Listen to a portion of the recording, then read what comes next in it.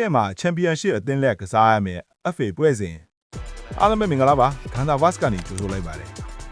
အာဆင်နယ်အသင်းဟာလီဗာပူးအသင်းလက်ကမ်းပြီးတဲ့ပွဲမကြခင်ပါပဲ FA ကပွဲစဉ်အဖြစ်ချန်ပီယံရှစ်ကပို့စမောက်အသင်းကိုအဝီးကွင်းမှာတွားရောက်ကစားရမှာဖြစ်ပါတယ်အာဆင်နယ်အသင်းဟာလီဗာပူးအသင်းကိုတရေကြားထားပေမဲ့တောင်တင်းတဲ့လီဇင်းရှိတာကြောင့်ဒီပွဲကိုတော့အရန်လူစင်းနဲ့ပွဲထွက်လာမယ်လို့ထင်ပါတယ်အာဆင်နယ်အသင်းကနောက်ဆုံး၅ပွဲမှာ2ပွဲတရေကြားခဲ့ပြီး3ပွဲအနိုင်ရထားပါတယ်ရှေ့ပွဲတွေမှာအားရစရာပုံစံနဲ့ကစားနိုင်ခဲ့ပေမဲ့လီဗာပူးအသင်းနဲ့ကန်တဲ့ပုံစံကတော့အတော်လေးစိတ်ပျက်မိပါတယ်ဒီနေ့ပွဲပြီးရင်အာဆင်နယ်ဟာကာရာဘောင်ဖလားဆီမီဖိုင်နယ်ပွဲစဉ်အဖြစ်ချက်စီအသင်းနဲ့ကစားရဖို့ရှိပါတယ်ဒါကြောင့်ဒီနေ့ပွဲမှာအတက်နိုင်ဆုံးလူချန်ကစားတင်ပြီးမကစားရသေးတဲ့ကစားသမားတွေကိုနေရာပေးတင်တယ်လို့ထင်ပါတယ်နီးပြအာဒီတာဟာအရန်လူစင်းများပြားလာပေမဲ့သူ့ကြိုက်တဲ့ကစားသမားတွေကိုပဲ2ပွဲ3ပွဲဆက်ကစားခိုင်းတဲ့ပုံစံကြောင့်အဓိကကစားသမားတွေပွဲပန်းနဲ့အရေးအယောင်မြင်တွေ့လာရပါတယ်ဒီနေ့ပွဲမှာတော့အရန်မှာကစားချိန်နည်းနေတဲ့သူတွေကိုပဲပွဲထုတ်ပြီးကစားတာဟာအသင်းအတွက်ရောကစားသမားတွေအတွက်ပါအကောင်းဆုံးဖြစ်မယ်လို့ထင်ပါတယ်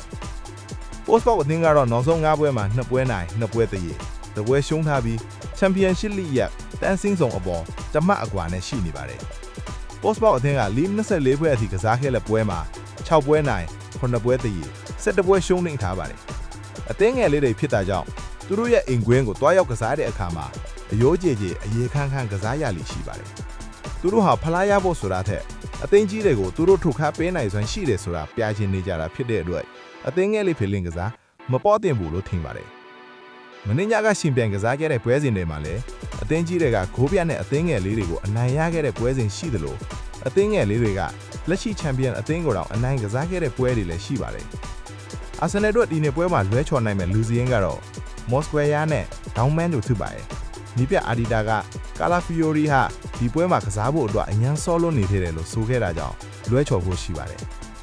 အာဆင်နယ်လက်ကျင်ကြီးပွဲစဉ်မှာကိုင်ဟာဘက်ဖင်လဲလက်ကျင်ကြီးဆင်းနေတာကြောင့်အញ្ញမ်းအနေနဲ့ပွဲထွက်လာမယ်လို့ထင်ပါတယ်ဒီနေ့ပွဲမှာပွဲထွက်လာမယ့်ကစားသမားစကတ်ရောက်ကိုခံမှန်းလိုက်ရအောင်တိုက်စစ်နေရာမှာဂါဘရီယယ်ဂျေဆုတောင်ပန်နေရာမှာမာတင်နယ်လီနဲ့နိုနီမန်ဒူရီခေ